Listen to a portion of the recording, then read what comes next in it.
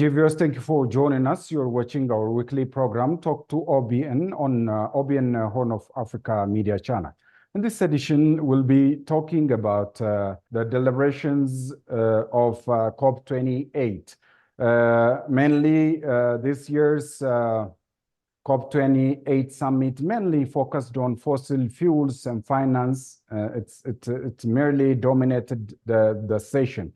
COP, as its name suggests, it's an acronym for Conferences of the Parties and United Nations Climate Change Declaration and Conventions states principles in which major decision-making bodies gather together to set out ways to halt the recurring global climate change. I joined by Dr.Kelvin Kemm from South Africa, Pretoria. He is a nuclear energy physicist.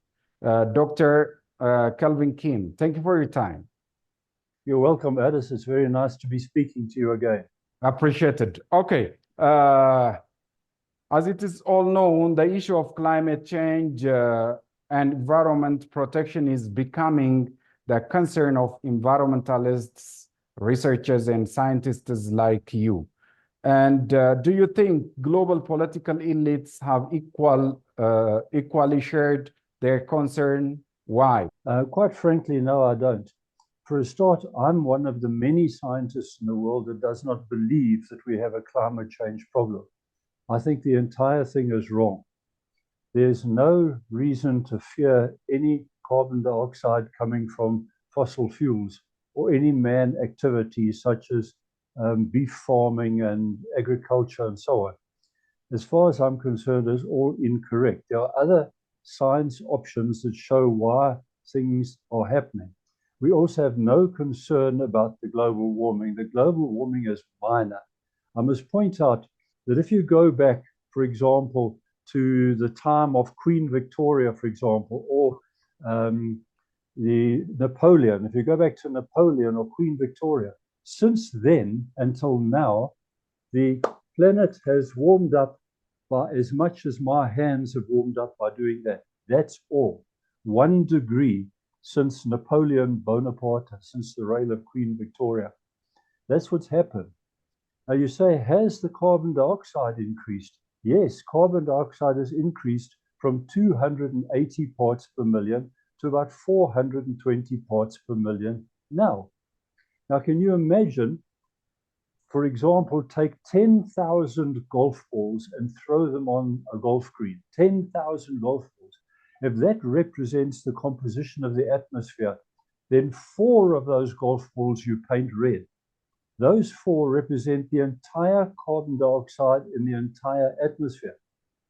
If you then take 1 of those golf balls and you paint pink dots on it, the one with the pink dots is all the carbon dioxide added since the time of Queen Victoria. And that's what the panic's all about. 1 golf ball in 10,000 golf balls.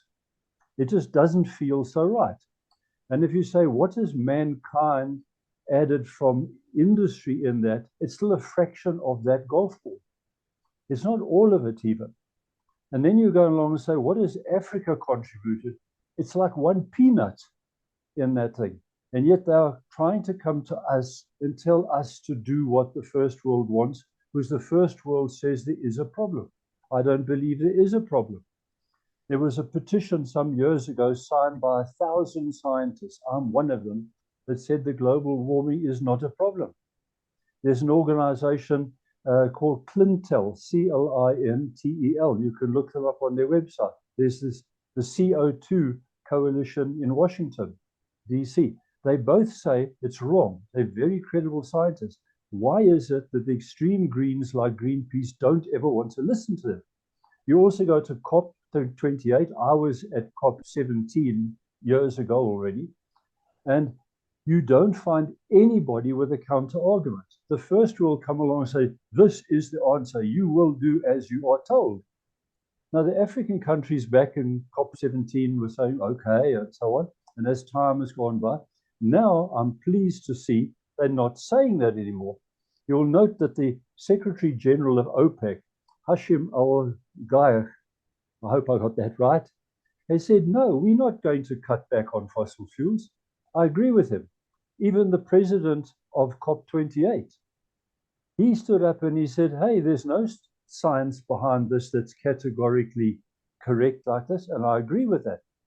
In fact, there's a theory that shows it's magnetic variations in the sun that is altering the amount of carbon dioxide on the ground and causing the bit of global warming that we have seen, because it alters the cloud cover.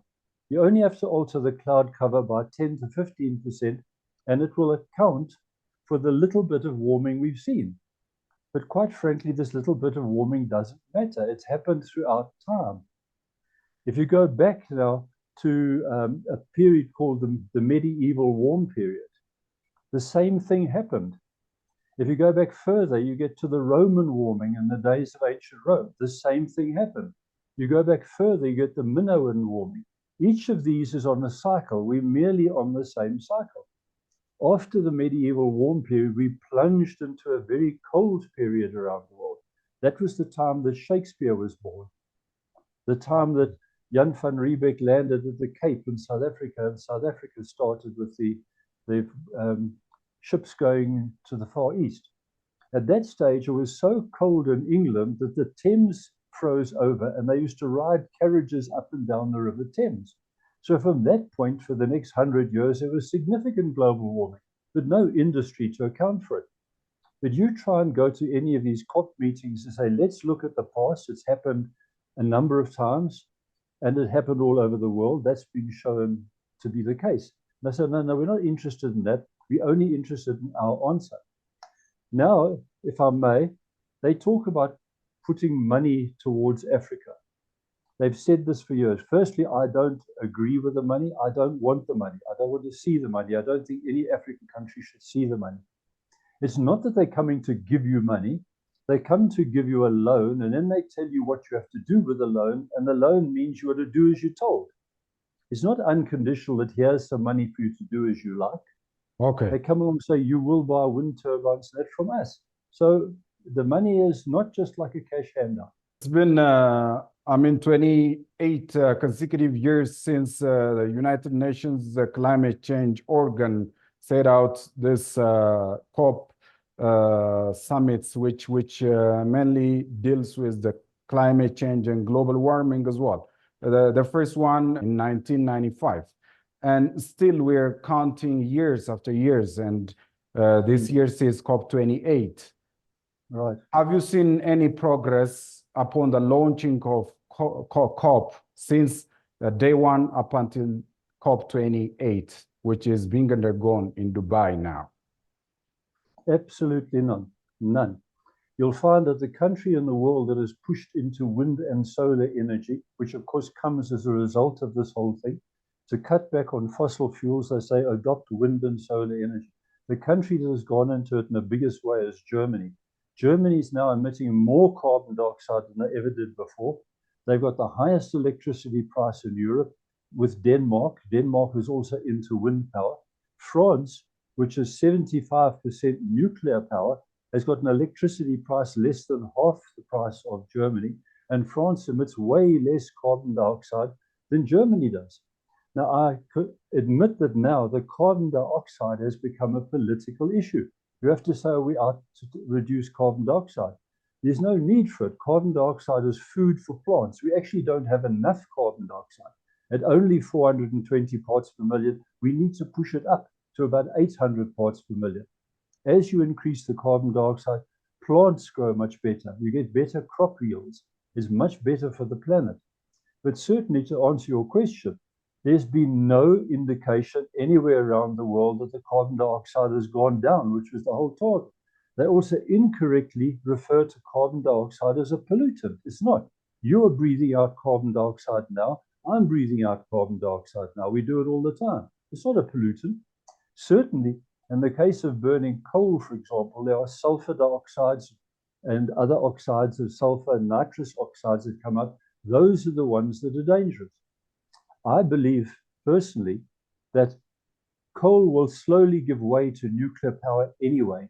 Give it 30, 40, 50 years, maybe 70 years or so, and coal will just go away because people will naturally move over to nuclear power.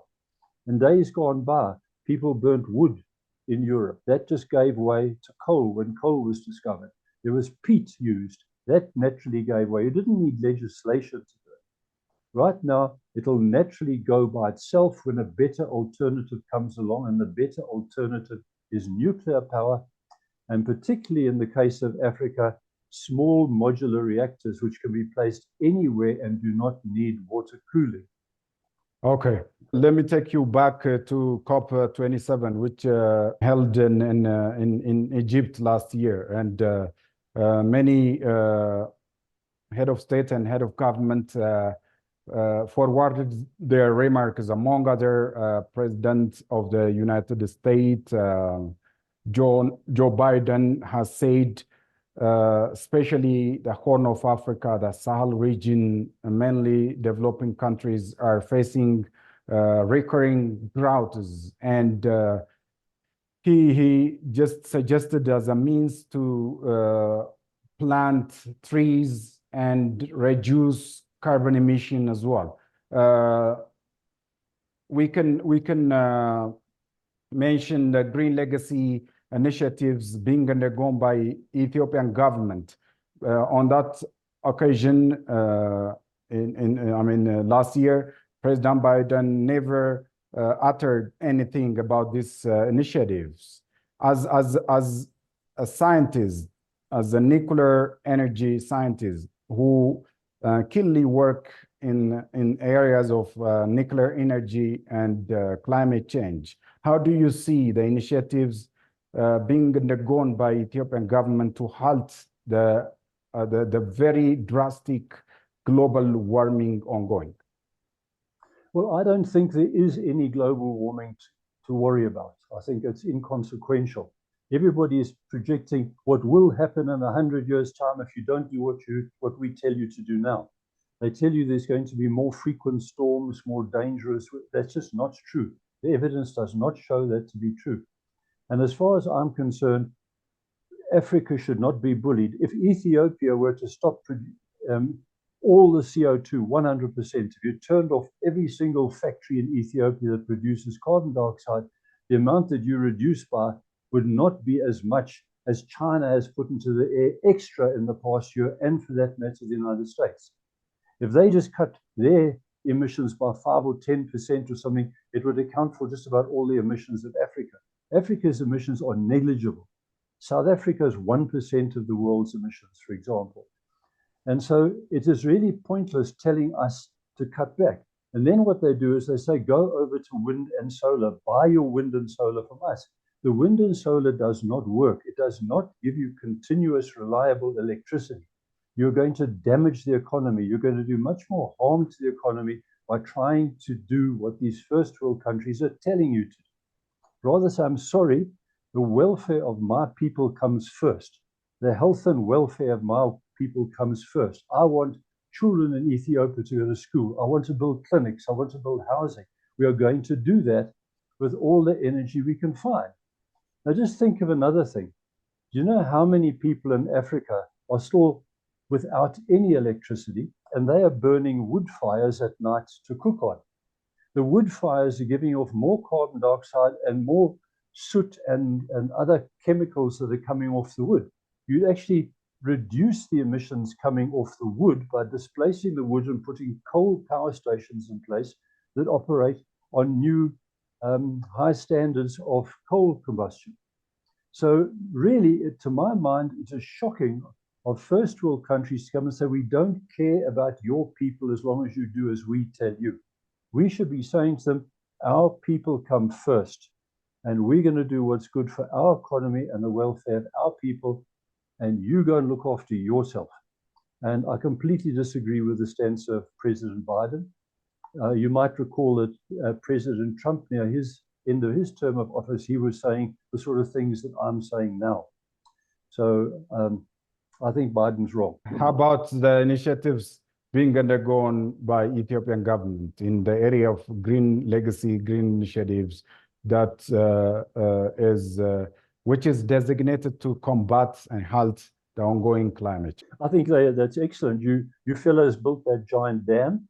That giant dam is opposed by some environmentalists. Oh, you're fiddling with the river, you shouldn't be interrupting the water flow and so on. But by producing that electricity, you've made a major difference already to your people. I'm all in favor of you planting more trees, green your environment, make sure people don't litter, just basically look after the environment around you with things like litter and so on and so forth.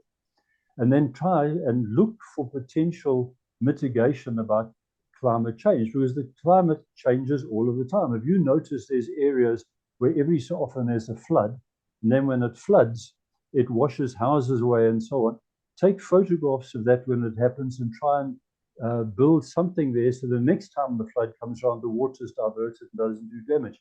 There's lots of that can be done. There's lots of good things that can be done with your environment to improve the lifestyle of the people and the country in general. Cutting back on carbon dioxide is not one of them, particularly when you're doing it because the first world countries tell you to. Prime Minister Abiy Ahmed shown up there in Dubai and showcased a Green Legacy Pavilion. How do you see that display as well? What does that teach to the rest of the world? Well, I think it's excellent. I consider myself an environmentalist as well. When I was at school, I was a member of the Boy Scouts. That meant we had to go camping, and we were taught don't ever litter, don't damage the environment at all. I think to have environmentalists amongst your ministers, excellent. They must look after the country and do what's good for the country. Don't damage the country. And I think it's excellent that you have a stand that promoted the way in which you're approaching green in that sense. But it should not be that you now find yourselves agreeing to things that the first world tell you have to do because it's in their interests and not in your interests. And as far as like this money is concerned, often they say, do as you're told and you'll get this money. And the newspapers say, look how much money is being made available. But that never means they're giving it to you. It always means it's a loan with conditions to do as you're told. And it's not a good idea to do. I'd much rather see the Western world, the first world, buy goods from Africa. Instead of clamping down on our exports that they do all of the time, they put carbon taxes and all sorts of other things to make it very difficult for us to export into their countries, but they want to sell us their goods. No, open up the trade so that we can export our fruit and vegetables and whatever to their country without them slamming carbon taxes on it on their side and doing all sorts of things to block us. Rather be honest and collaborate and say, do the best you can, build your economy and do the best you can, rather than cracking a whip and say, do as you're told. That's the difference. During the session, Prime Minister Abiy Ahmed in quote-unquote has said no country can effectively confront the climate change if debt is a burden. This is why the G20 must work to implement bolder and timely debt relief plans to help the most affected countries overcome debt distress, address climate change, and pursue more equitable and sustainable economic growth objectives. This was a message that the Ethiopian Prime Minister Abiy Ahmed delivered to the global leaders at the summit. What is your comment on this? I think that's excellent. Yeah. He said exactly the right thing. We don't want to find ourselves in a debt situation where we become slaves. Bear in mind, Ethiopia was the one country in Africa that was never colonized. Don't let yourself get colonized now. And I think what he said there is excellent. He did not say that the carbon dioxide is a problem. We recognize that the carbon dioxide is a political problem now, that if you don't do certain things, you get taxed and you get this and you get all sorts of stuff like that. And I would encourage your Prime Minister, your cabinet, your country to stand up against some of the bullying of the first world and say, we are okay. We are doing our best. We're going to help our neighbors. We're going to collaborate and we're going to advance our country in the best way we can. But we are not going to start implementing your climate policies while our children don't get to hospital and our children don't get schools. Okay. Africa is the most vulnerable to climate change, and while accounting for less than only 5% of global greenhouse emission.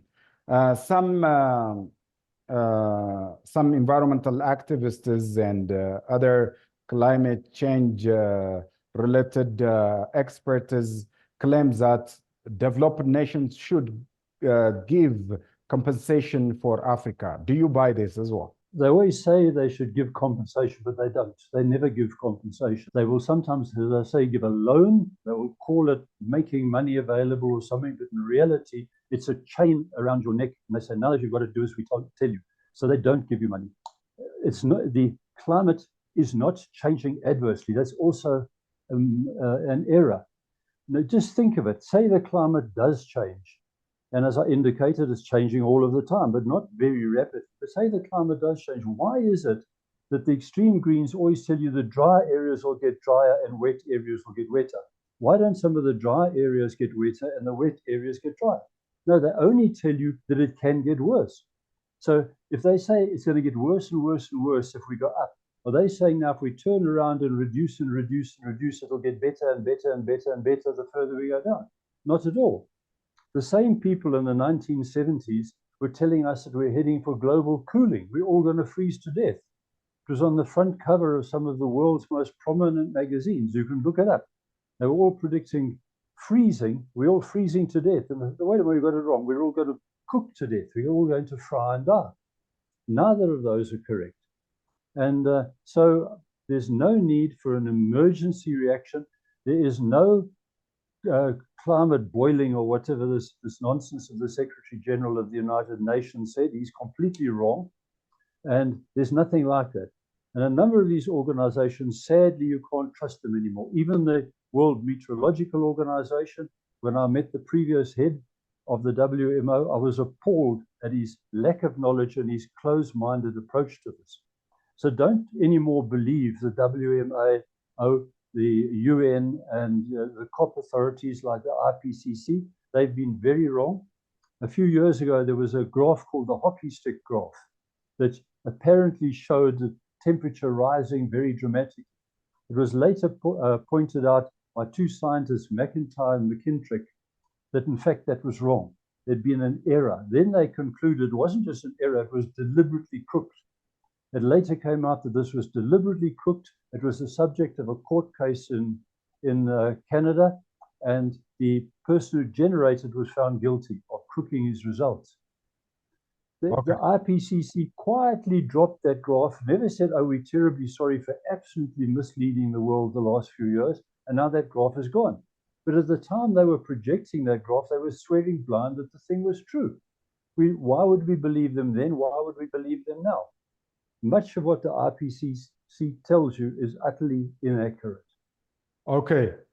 On this COP28 summit, this fossil fuels and finance dominates the session. Right. You are an ideal person to comment on this because your area of expertise deals with fossil fuels, carbon emissions, nuclear energy. So can you just say something? It's like hearing from the horse's mouth. Two questions. One, what does it mean by fossil fuels, technically speaking? The other thing is, what does it mean by fossil fuels and financing?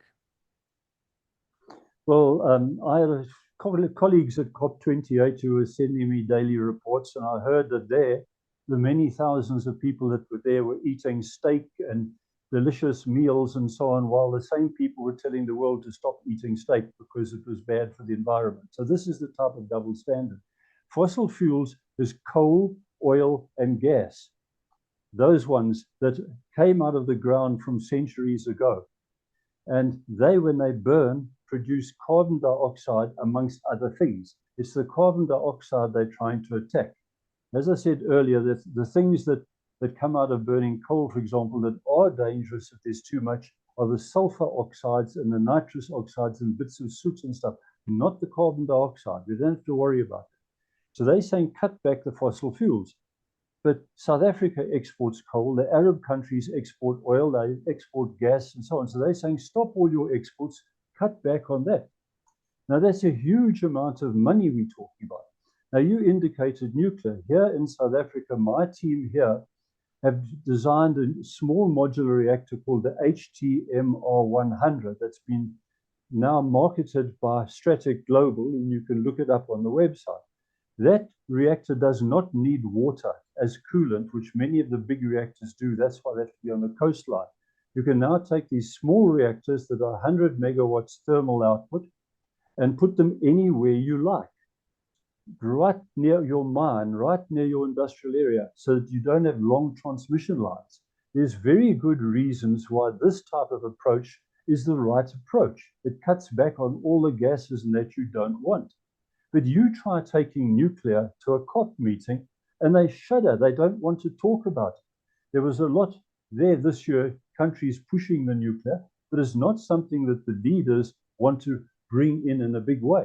Why not? Why is it that there's a solution sitting on the doorstep, but they don't want it?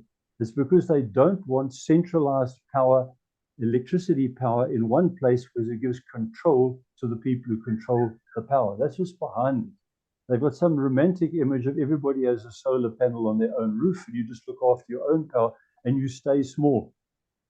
There was a minor American actor some years ago called Ed Begley, who made the shocking statement that Africans need solar power. Africans need solar power on the roofs of their huts. So you can see that mentality there at the time. Distribute all around and then leave the people alone and don't let them advance. And that, unfortunately, is part of it. They don't want to see Africa advancing a lot because the extreme greens say, oh, but then you'll build more machines, you'll use oil, the oil will drip on the ground, you'll make all sorts of stuff, and that's not good for the planet. So they've got a hidden motive to try and block GDP advance in African countries. So I really am skeptical about many of the things they say. I think what was very valuable out of Cop28 is there was a lot of move to say, look, we are no longer going along with this narrative. African countries started saying, we're going to do what's good for our country. More and more people said, look, nuclear is an option. They couldn't have done that about 3 COPs ago. Now it's happening. So I think we've seen a major pro-nuclear swing over the last 18 months. It's huge. Every day there's new pro-nuclear articles. Journalists around the world are writing pro-nuclear articles, which they wouldn't have done 2 years ago.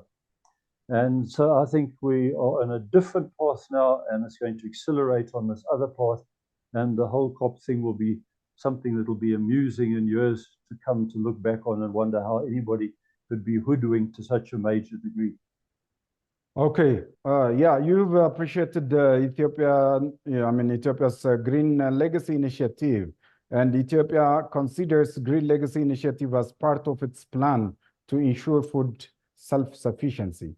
How related are the two concepts? Well, absolutely, because these days electricity is the lifeblood of the nation. When the electricity is flowing, the country is moving. Just as if your heart stops beating and the blood stops flowing around your body, you stop functioning right away. So you need electricity as you've got some more from your big dam. You need the electricity. Electricity must flow 24 hours a day reliably, not only at daytime with the sunshine and only when the wind blows for the wind turbines. So you need a good electricity supply. You need a good water supply to where the crops are. The water can be pumped there with the electricity. You can desalinate water with nuclear power, for example. So you need water, you need electricity, you need roads, and then you need the mechanisms to load and transport and process. That must all come about. You can't do that if you're cutting back on your electricity.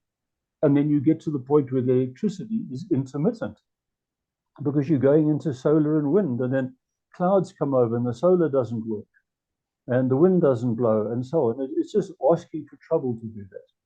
So they're very interlinked, and I think that your country should plain and simply say we're going to do what's best for our people, and our people will decide what's best for our people. We'll take note of what others are saying, but we're not going to be pushed around.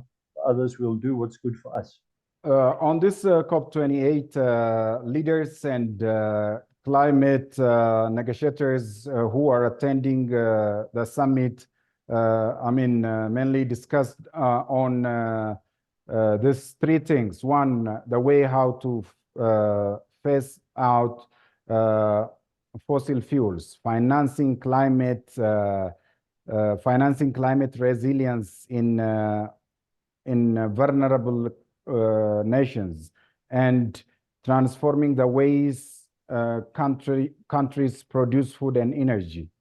Do you think the summit will address this expectation in the future, or do you agree this will be realized after the session?